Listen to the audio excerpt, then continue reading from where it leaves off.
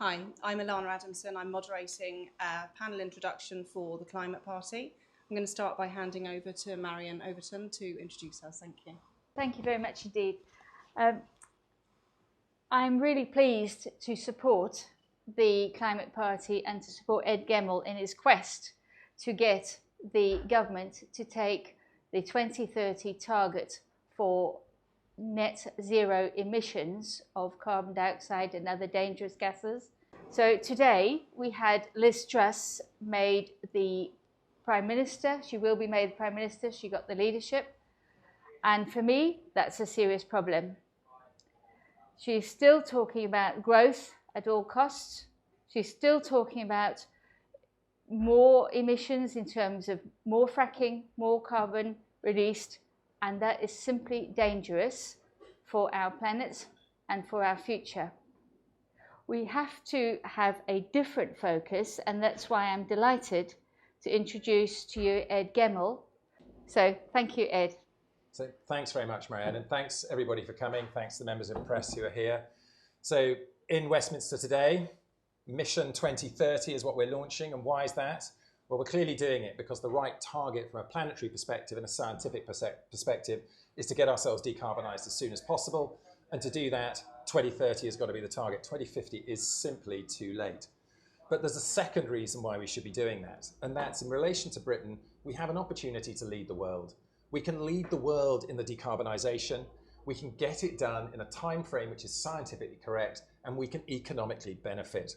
If we lead the world, we drive towards 2030, we'll have created all of those innovations that are required to get there. And that's not just engineering, mechanical and technical innovations. It includes social innovation in the way we manage our lives. It includes financial innovation from the city.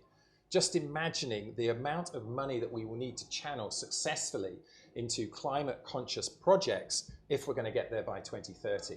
The City of London will be an absolute leader, having got those trillions into the places where we need it to be. And at that point, they'll be leading the world for decades to come.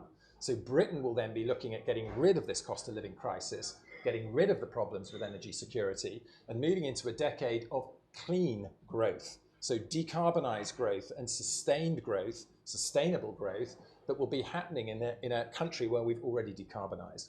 And by leading in this country, we'll also be leading the world. So Liz Truss got in today. Yes, we know that was probably pretty inevitable in the end, and we're throwing the gauntlet down to her now on leadership. And that's real leadership, Liz. Forget this stuff of trying to appeal to people for the next 6 weeks. Forget trying to appeal to people with the short-term political expediency of just the next election. We're throwing the gauntlet down now, and we want to see leadership, particularly climate leadership. And climate leadership is integral into leadership on every other thing that we could possibly be doing. So it's up to us now to drive forward.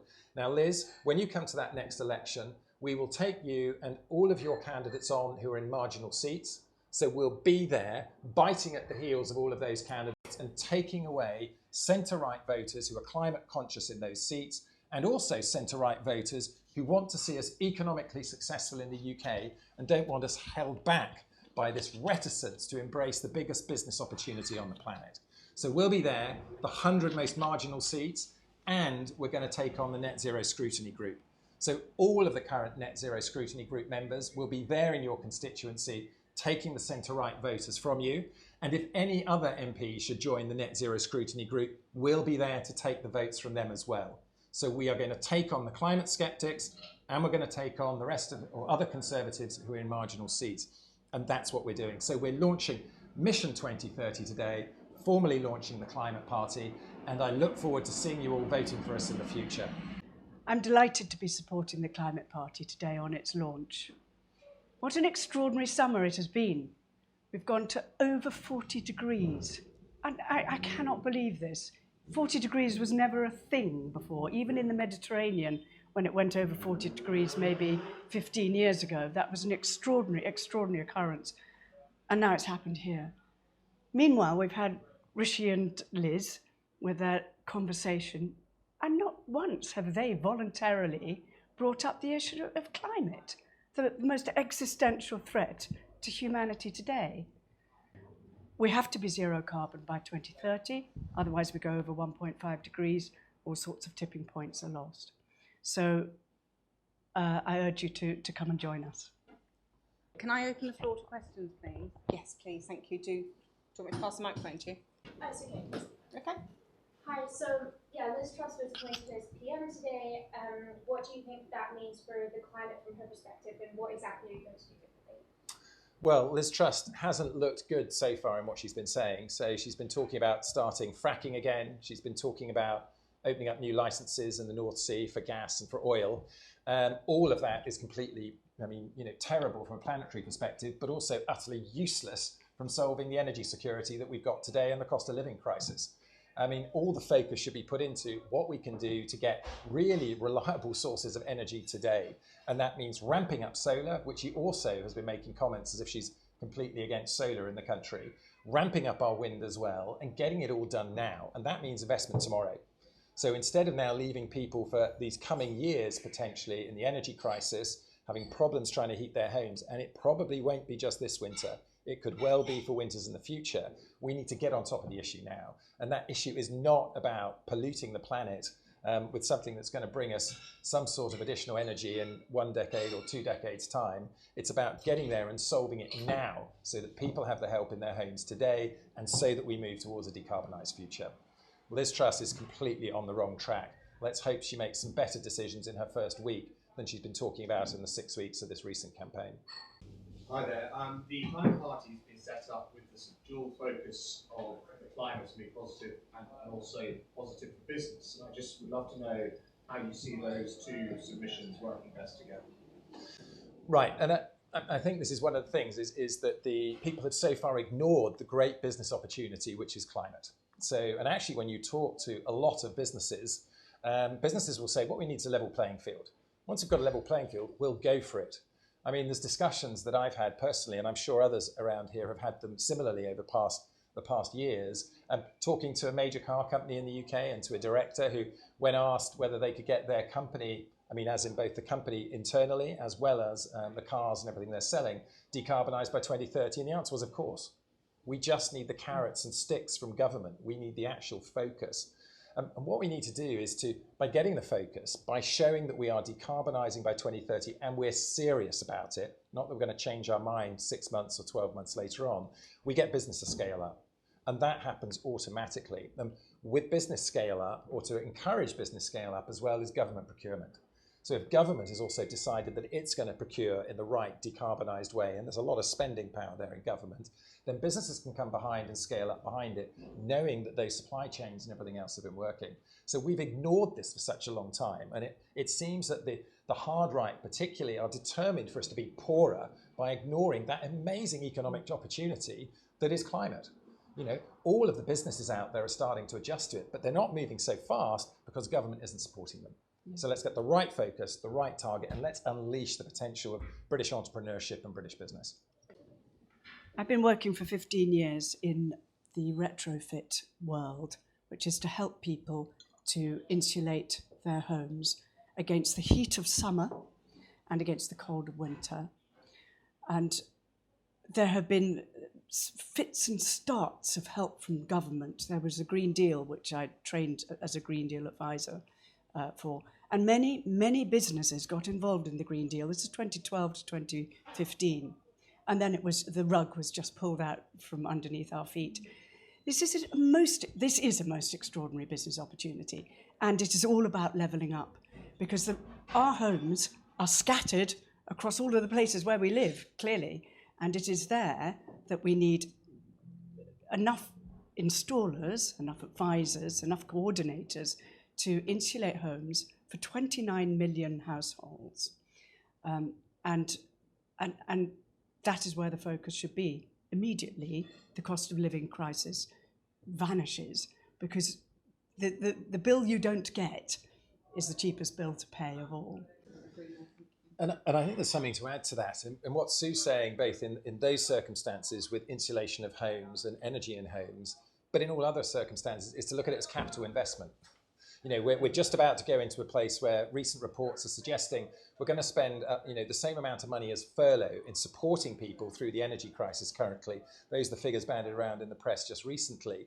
But if that was capital investment, if that was going into taking our 20 million homes, insulating that to a high level and then putting solar panels on the top of them, a whole lot of the problems would have gone away, and it's capital investment. So when we go to businesses and support them, if it's capital investment on getting them forward to the decarbonisation targets we have, they're going to innovate and we're going to see better opportunities in the future, rather than supporting at the bottom, which we have to. We accept that has to be done because we didn't do the capital investment before. So there were opportunities to do that in the past, we didn't take it. This is the last minute, and we need to make that capital investment now and we'll benefit from it in the future. Are you going to splinter away from the Tory party at the moment in terms of pursuing economic growth? Sure. I think so. Two questions in one to some extent. I mean, the splintering away from the Tory party view is absolutely right. So we don't agree that 2050 is going to keep us safe on the planet. And we don't agree that 2050 is also going to stimulate economic development in the UK. So, and in fact, in any case, many people in the Conservative Party have been commenting about how much it might even cost us. So that actually the idea is it's a cost going to net zero. So we certainly splinter from them on that. In terms of economic growth, the aim is to create the economic growth in a decarbonised, sustainable society. So post 2030, once we have made our capital investment, once we've done all of the innovation that we need to do to get there, we will be leading the world. So at that point, we would be expecting clean economic growth, something which politicians up to now have talked about as if it's a sort of a bit of a fantasy. I don't think anybody can get their head around it. But when you actually talk about the fact you have decarbonised your economy by then all growth is decarbonised. And an inevitability of decarbonising the economy will also be forcing it to become more circular. Quite a lot of reports as well from economists who are also suggesting that growth doesn't have to be consumption growth in the same way that it is now. So it doesn't have to be extractive and it doesn't have to be polluting in the way it is now. And that's where we need to go to with the both technical and the social innovation in the future. Any Conservative MP who wants to join our party, we're open. They have to accept that 2030 is the target, both from a business perspective and also from a decarbonisation perspective, but they come together. But we're also, because we're only on one issue, we're also open to people standing for two parties. So there's no problem for a candidate of the Conservative Party to stand for the Conservative Party and the Climate Party and be on the ballot paper for both. Would it not make more sense to work within the Conservative Party instead of from without? You run the risk, of course, of taking centre-right votes away from the Conservative Party, splitting the vote, and letting non-business friendly parties into power. Yes, I mean, that's if we were only a business party. Obviously, we're a climate party, and pro-business. So the biggest focus for us is to make sure that we decarbonise by 2030 at the same time as gripping that business opportunity. In terms of working internally within the Conservative Party, well, if we assume that the Conservative Environment Network has been trying to do some work inside the Conservative Party and we look at where they've got to, then that isn't looking like it's going to help us in the short term. And time has run out. You know, we've had our 40 degrees this year. We had the worst day that London has had, or the London Fire Service has had since World War II in terms of the problems that were happening in London. And we've got to act now. But also, on the business perspective, if we don't act now, we're going to leave it to somebody else to do it. We'll see Australia being the solar centre of the world, even though they're not currently doing great things they could be. We'll be buying our solar panels from China, and we should be leading this, not staying behind. So yes, and there are obviously good people on climate inside the Conservative Party. And if by us going out publicly on the centre-right to say what we're saying, we stiffen their resolve and they can create more action inside the Conservative Party, then we'll also have taken one good step forward. I work with the business community and the investment community quite a lot, and they are pushing for more regulation, for more clarity on how businesses are impacting the climate and how the climate is impacting business risk and opportunity, and it's almost superseding politics, the demand from business. At the same time, Texas, as the oil and gas capital of the world, has been classed as anti-competitive because of their delay tactics. I just wonder, drawing the lens out slightly, how much of an international advantage UK GDP can offer for international businesses that want to be more advanced in this and have that political setup behind them. I think it brings us back to the number one thing that businesses are asking for is focus. It's so difficult if we don't have the focus, and 2050 is simply too far away for businesses to focus on. So if we can bring it forward to 2030, that's one CEO in most businesses, or one managing director. It's one set of MPs in Parliament, we hope. So if we don't have regular elections and things, it's one set. So you have one opportunity to do it. Whereas when it's stretched out to 25 years, that's 5, 6 CEOs or managing directors. So we don't get the kind of impetus that we do if it's my responsibility to get it done today. So I would say it's slightly different for those that are truly international, importing to the UK, as opposed to those that are based here and exporting, or the main market is here. But they're all crying out for focus. And what those businesses will also know is if Britain takes a focus on 2030, there may be some chuckles around the world initially when we get started. But if we start making progress, if the city starts channeling the hundreds of billions we're going to need into it, and it successfully starts hitting the spot, and we actually start to get there, everyone's going to notice. So you'll see other countries come forward with closer targets, the European Union very likely, and they'll be bringing those targets forward to compete with us, to drive forward the agenda. But by doing it, they'll be creating scale for the businesses. So the whole thing will come together. We have to take this view that this is actually good and it's going to be an opportunity for us, rather than the way that it's been talked about by people like Steve Baker and Craig McKinley, as it's something that's going to hold us back, that we're doing damage limitation, it's going to cost us money. It's the absolute opposite. Craig McKinley and Steve Baker, they want us to be poorer. They don't want us to grab this opportunity and go forward to have an economic uplift in the following decade. Couldn't agree more.